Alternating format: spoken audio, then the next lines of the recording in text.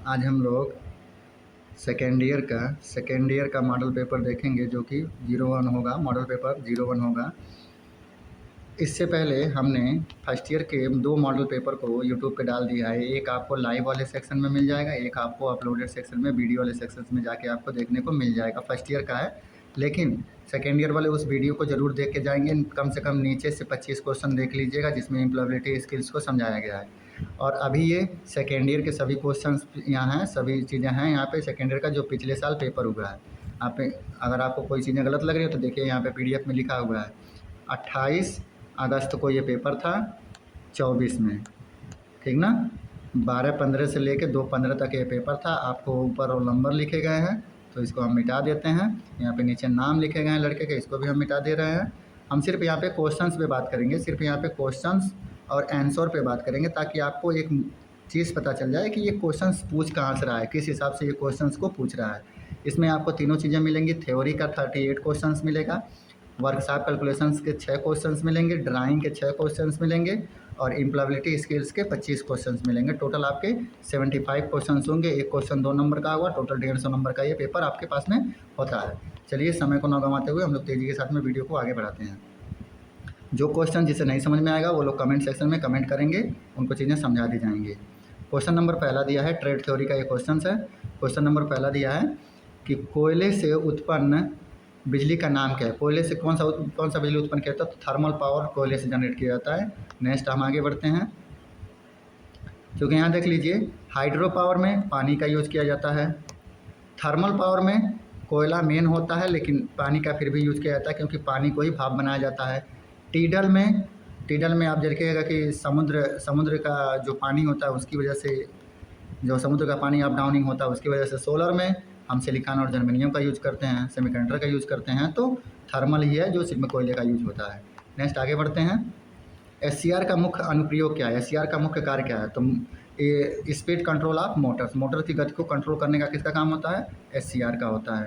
Next हम आगे बढ़ते हैं। 3 phase slip ring induction motor को शुरू करने और चलाने के लिए किस प्रकार के स्टार्टर का उपयोग किया जाता है? कौन सा motor? 3 phase slip ring induction motor का उपयोग। तो इसको किससे स्टार्ट किया जाता है? तो रोटर रियोस्टाट स्टार्टर का उपयोग करके हम इसको स्टार्ट और रनिंग कराते हैं। फिर देखिए, जैसा कि सर्किट में दिखाया गया है कि कौन सा प्रतिरोध एक सामान्य एमीटर एम्पलीफायर में वोल्टेज लाभ निर्धारित करता है। कौन सा प्रतिरोध एमीटर में एम्पलीफायर में वोल्टेज लाभ निर्धारित करता है? तो अब यहाँ पे आपका चित्र दिया गया है एमीटर का। यहाँ पे पूरी की पूरी तरीके से चित्र दिया गया है। तो इस चित्र में आपको पता करना है कि कौन सा ऐसा प्रतिरोधक है जो सामान्य एमीटर एम्पलीफायर में वोल्टेज निर्धारक को प्राप्त करता है। तो ये कौन है? यहाँ पे देखिएगा तो ये यहाँ पे भी RL, यहाँ देखिए यहाँ पर भी RL, यहाँ पर भी RL, तो ये RL ही नहीं होगा। हाँ, RL ही आपका राइट आंसर हो जाएगा। ये आप मिला लीजिएगा, चित्र को देख के मिला लीजिएगा चित्र को। जो लोग क्लास किए होंगे उनको चीज़ें समझ में आएंगी, जो लोग क्लास नहीं किए होंगे उनको चीज़ें समझ में नहीं आएंगी। तो आप लोग क्वेश्चंस को देख लीजिए, फिगर को देख लीजिए, उत्तर को रट लीजिए। नेक्स्ट, चित्र में दिखाए अनुसार वाइंडिंग में कौन सा परीक्षण दर्शाया गया है? ये जो चित्र दिखाया गया है इसमें कौन सा परीक्षण दर्शाया जा रहा है? कौन सा टेस्ट इसमें हो रहा है? तो इसमें कौन सा टेस्ट हो रहा है? तो पोलैरिटी टेस्ट हो रहा है। समझ में आया? कौन सा टेस्ट हो रहा है? पोलैरिटी टेस्ट हो रहा है। देखें यहाँ पे वायर निकला है 1 2, ये 2 वायर निकले हैं, 2 वायर को यहाँ पे निकाला गया है। तो ये कौन सा परीक्षण है? टर्मिनल टेस्ट है। मोटर है भाई ये। DC मोटर की गति की गणना करने के लिए कौन सा सूत्र का उपयोग किया जाता है? DC मोटर की गति की गणना करने के लिए सूत्र कौन सा उपयोग किया जाता है? तो NP5Z/60। ये वाला फॉर्मूला नहीं होगा, ये होगा N = EB/φ और K इज कांस्टेंट। तो ये वाला फॉर्मूला आपका होगा क्या निर्धारित करने के लिए? तो ऊपर एक क्वेश्चन को पढ़ लीजिएगा। DC मोटर की गति की गणना करने के लिए स्पीड ऑफ DC मोटर की गति की गणना करने के लिए हमें इस वाले फॉर्मूले का यूज करना पड़ता है। तो डायरेक्ट ये फॉर्मूला रट लीजिएगा। ऑपरेशन के मोड के अनुसार किस ड्राइव को वर्गीकृत किया गया है? तो कंटिन्यूअस ड्यूटी ड्राइव को उपयोग किया गया है ऑपरेशन मोड के अनुसार। नेक्स्ट, चित्र में अब यहाँ चित्र है तो चित्र को थोड़ा सा छोटा कर लीजिए, चित्र आपको दिखाई देगा। चित्र में दिखाए अनुसार औद्योगिक आंदोलनकारी प्रणाली X के रूप में चिन्हित भाग का क्या नाम है? ये जो ऊपर X है इसका क्या नाम है? तो इसका नाम देखिए नीचे आपका दिया गया है। तो इसका नाम क्या है? एगीटेटर मोटर। एगीटेटर मोटर इसका नाम होता है। जो ऊपर चित्र में दर्शाया गया इसका क्या नाम होता है? तो एगीटेटर मोटर इसका नाम होता है। नोट डाउन कर लीजिएगा, चित्र को भी आराम से चीज़ों को समझ लीजिएगा। पैनल बोर्ड में कौन सा डिवाइस ओवरलोड और शॉर्ट सर्किट से बचाता है? तो मिनिएचर सर्किट बोर्ड, जिसे क्या बोलते हैं? एमसीबी बोलते हैं। अभी इसके पहले जो मॉड्यूल नंबर फर्स्ट ईयर का 02 है उसमें देखिएगा एमसीसीबी का पूरा नाम बताया गया, तो नोट डाउन कर लीजिएगा वीडियो देख के। फिर नेक्स्ट है, जैसा कि चित्र में दिखाया गया है, एम्पलीफायर सर्किट का कौन सा प्रकार है? ये जो चित्र में दिखाया गया है ये एम्पलीफायर का कौन सा प्रकार है, किस प्रकार का सर्किट है? तो कॉमन बेस एम्पलीफायर है। ये कॉमन बेस एम्पलीफायर है। देखिए सभी का बेस एक अकॉर्डिंग कॉमन ही होगा। यहाँ देखिए ये बेस है, कॉमन है। नेक्स्ट आगे बढ़ते हैं। 50 हर्ट्ज आवृत्ति पर 2 ध्रुवों वाले एक अल्टरनेटर की गति क्या होगी? तो 300 आरपीएम होगी। इसको नोट डाउन कर लीजिएगा। नहीं तो अल्टरनेटर की गति कैसे फाइंड आउट की जाती है ये आप नेट पे सर्च कर लीजिएगा या फिर गूगल में आपको फार्मूला मिलेगा, उसी फार्मूले में चीज़ों को रख दीजिएगा, आपको आगे चीज़ें मिल जाएंगी।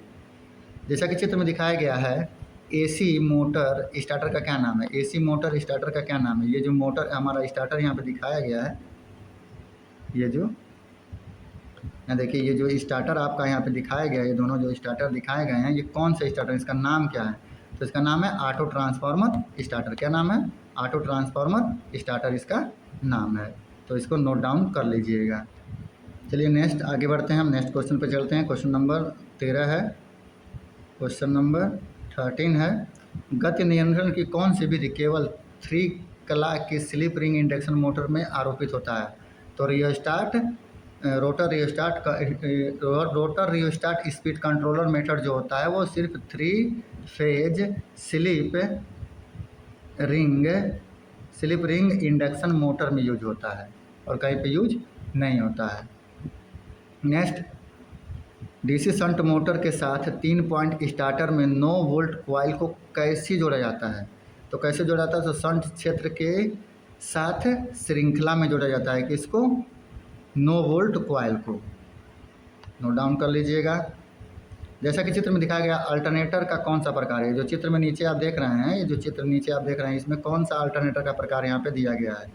Exciter field, exciter armature, exciter field, main armature, main field, main armature, वही चीज़ है। तो ये कौन सा है? ब्रश रहित अल्टरनेटर। कैसा है? ब्रश रहित अल्टरनेटर है। अब देखिएगा बहुत सारे ऐसे अल्टरनेटर आ रहे हैं जिसमें ब्रश का यूज हो ही नहीं रहा है, तो ब्रश रहित अल्टरनेटर है ये आपका।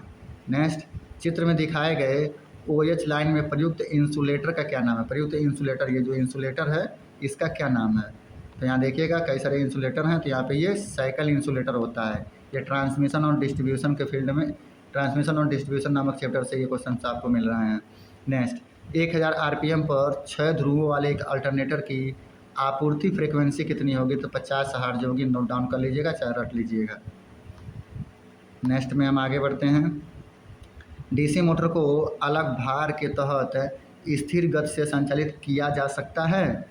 संचयी लॉन्ग शंट कंपाउंड मोटर को अलग भार के तरह स्थिर गति से नियंत्रित किया जा सकता है। तो इसको पढ़ लीजिएगा, जो क्वेश्चन नहीं समझ में आए उसको बताइएगा। EVSC का पूर्ण नेम क्या है? EVSC का पूरा नाम क्या है? तो इलेक्ट्रिक वेंसिल सप्लाई इक्विपमेंट। क्या नाम है? इलेक्ट्रिक वेंसिल सप्लाई इक्विपमेंट। IMP क्वेश्चन है, इंपॉर्टेंट है, नोट डाउन कर लीजिएगा।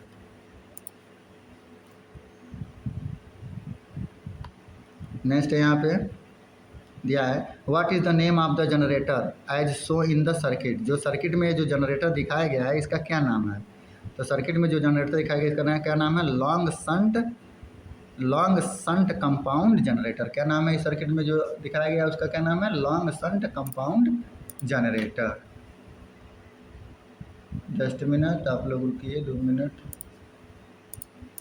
जो चीज़ें आपने सर्किट में जो आप ये जनरेटर देख रहे हैं, ये कैसा जनरेटर है? तो लॉन्ग शंट कंपाउंड जनरेटर। चित्र को देख लीजिएगा और अपना नाम याद कर लीजिएगा। नेक्स्ट, सीडी ड्राइव में BOP का पूर्ण नेम क्या है? BOP का पूर्ण नेम क्या है? Basic operational panel. CD drive में BOP का पूरा नाम क्या है? Basic operational panel. नेक्स्ट पे हम आगे बढ़ते हैं। रेड, ब्लू और ब्लैक पर कंडक्ट किए गए कंडक्टर के रंग से कौन सी आपूर्ति इंगित करती है? तो ये मतलब which supply indicate by the colour of conductor excited on red blue and black. तो ये थ्री फेज सप्लाई होती है। Supply DC three wire system, supply DC three wire system में ये चीज़ें देखने को मिलती हैं, तो इसको नोट डाउन कर लीजिएगा, काफ़ी इंपॉर्टेंट ये भी क्वेश्चन है आपके लिए।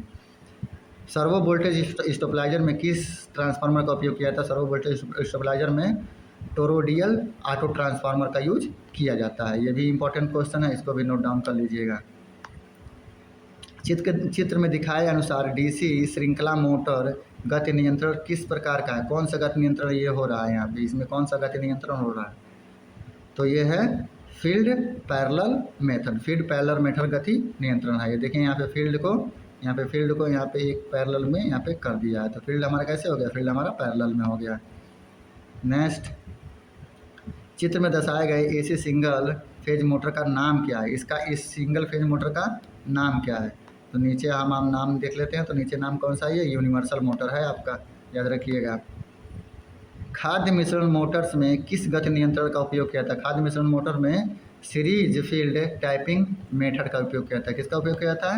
सीरीज फील्ड टाइपिंग मेथड का उपयोग किया जाता है। नेक्स्ट है, what is the function of collar edge show in the figure? जैसा कि चित्र में दिखाया गया है, कॉलर का क्या नाम है? कॉलर का क्या कार्य है? जैसा कि चित्र में दिखाया गया ये कॉलर, इस कॉलर का क्या कार्य है? इस कॉलर का क्या कार्य है? क्षेत्र के चारों ओर इंसुलेशन प्रदान करना ही इस कॉलर का काम होता है। फिगर में देख लीजिएगा, आंसर देख लीजिएगा। इलेक्ट्रोप्लेटिंग प्रक्रिया के लिए किस प्रकार के डीसी जनरेटर का उपयोग किया जाता है? तो शंट जनरेटर का उपयोग किया जाता है इलेक्ट्रोप्लेटिंग के लिए। बड़े डीसी जनरेटर में क्षतिपूर्ति वाइंडिंग क्यों प्रदान की जाती है? क्षतिपूर्ति कंपनसेटिंग वाइंडिंग क्यों प्रदान किया जाता है? आर्मेचर प्रतिक्रिया के विचुंबकीय प्रभाव को बेअसर करने के लिए, to neutralise the demagnetising effect of the armature reaction. Compensating winding का ये काम होता है।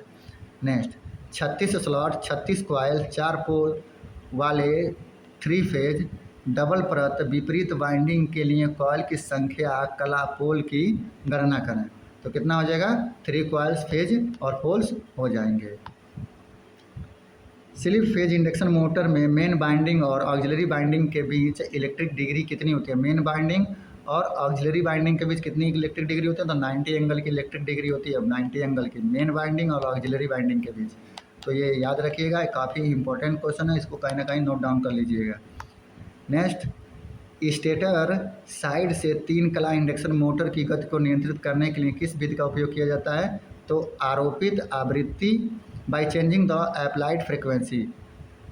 Which method is used to control the speed of 3-phase induction motor from stator side? Stator side से 3-phase इंडक्शन मोटर की गति को कैसे कंट्रोल करते हैं? तो by changing the applied frequency, applied frequency को चेंज कर देते हैं, जिससे उसकी गति क्या होती है? चेंज हो जाती है।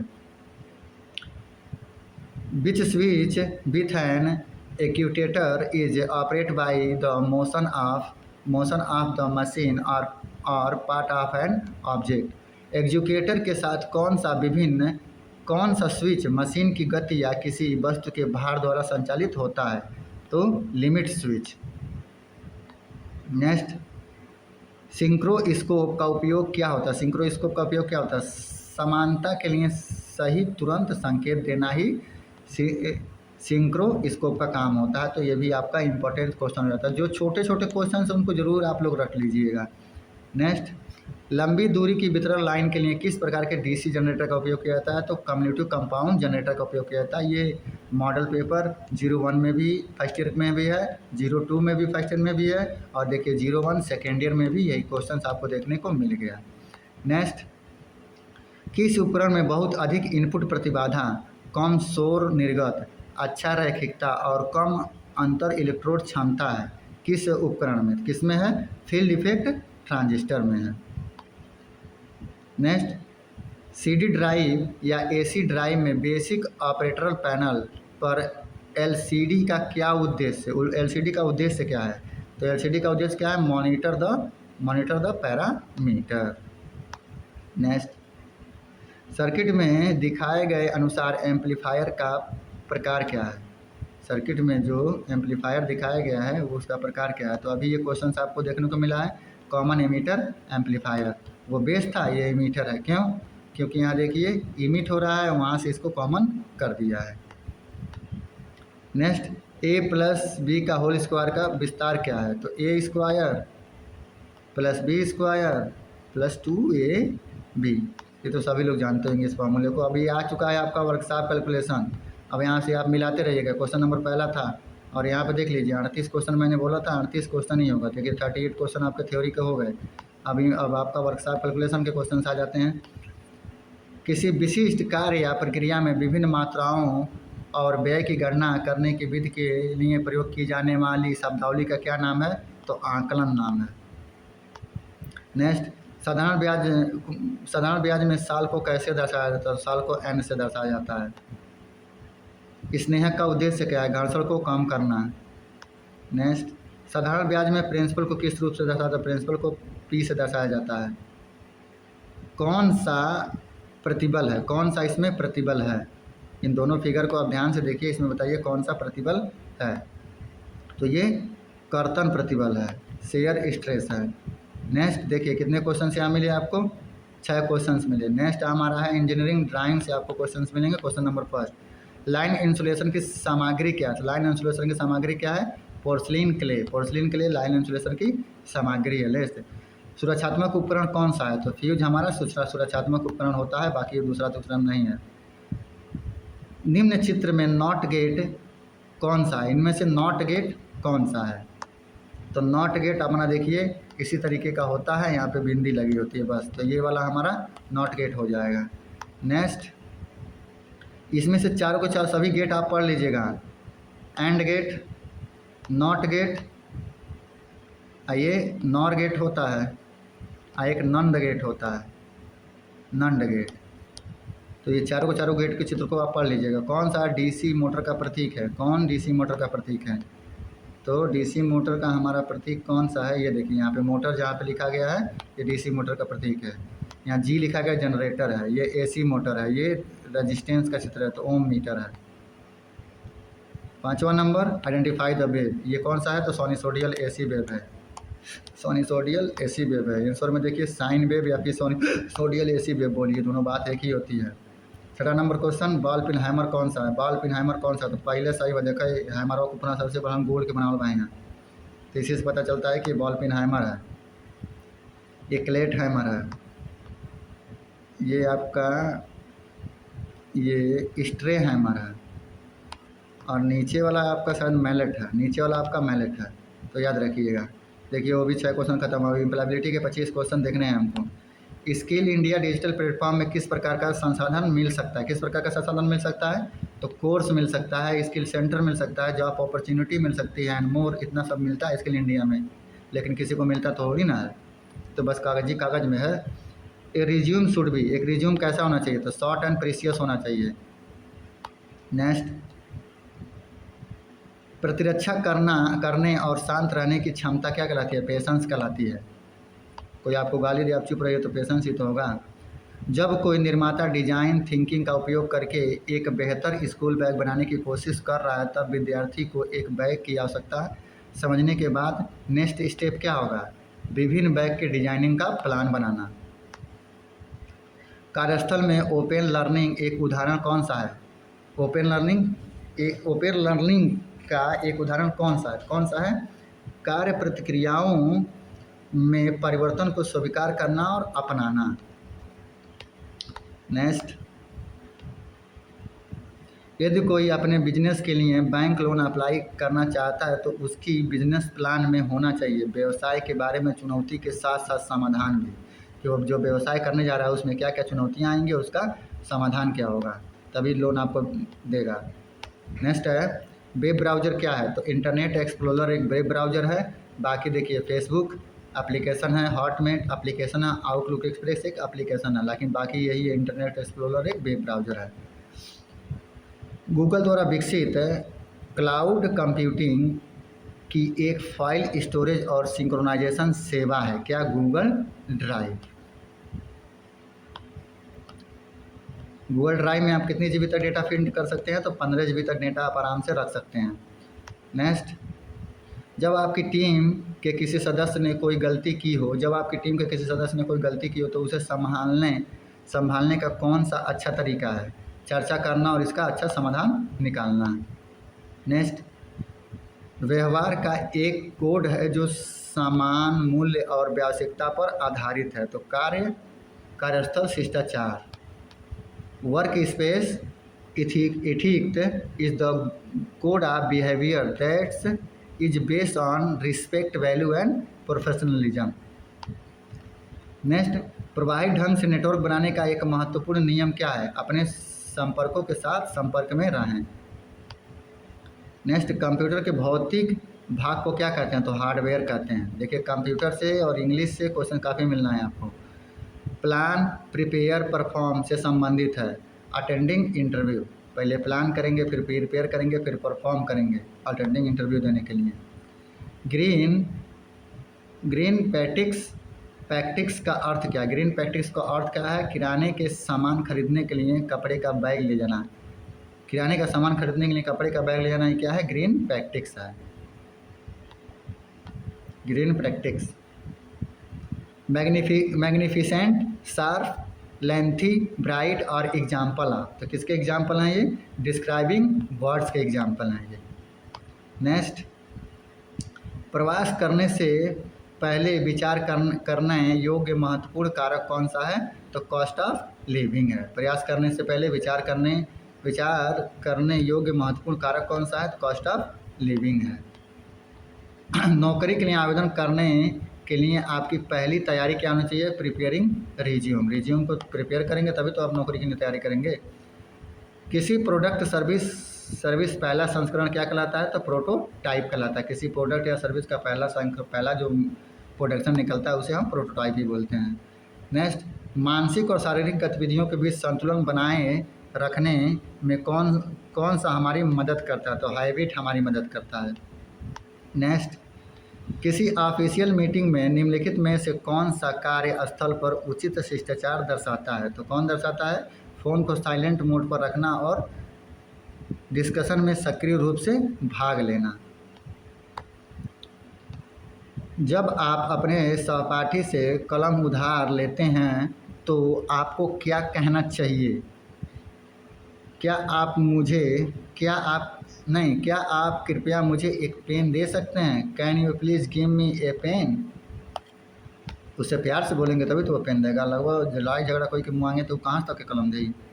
नेक्स्ट, जब एक मशीन ऑपरेटर को अचानक किसी समस्या का सामना करना पड़ता है तो वो तुरंत काम करने का दूसरा तरीका ढूंढ लेता है, तो उसे क्या कहते हैं? उसे एडजस्टबिलिटी कहते हैं। मतलब जो एडजस्ट हो जाता है काम को लेके।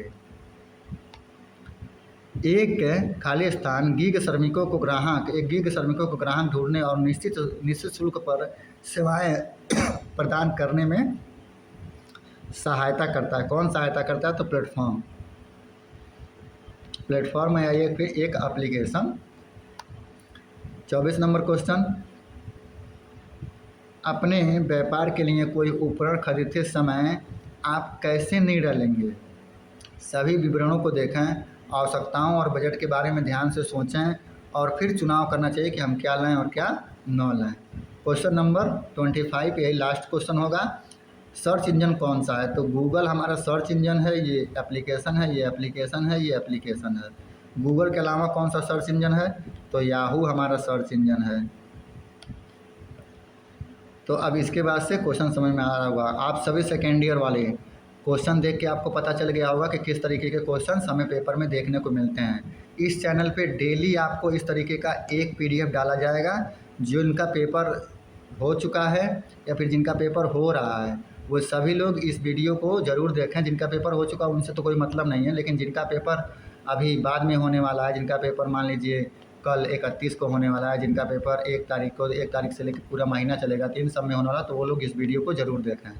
और चैनल को आप लोग सब्सक्राइब भी करना है ताकि आने वाली अलग चीज़ें भी इनमें आपको मिलेंगी। जो लोग पेट की तैयारी कर रहे हैं वो लोग भी चैनल को सब्सक्राइब करना है। आने वाले समय में पेट की भी वीडियो इसी चैनल पे देखने को मिलेंगी। अगर कोई क्वेश्चन आपको नहीं समझ में आ रहा हो तो कृपया हमें कमेंट करें ताकि हम उसे सॉल्व करने की कोशिश करेंगे।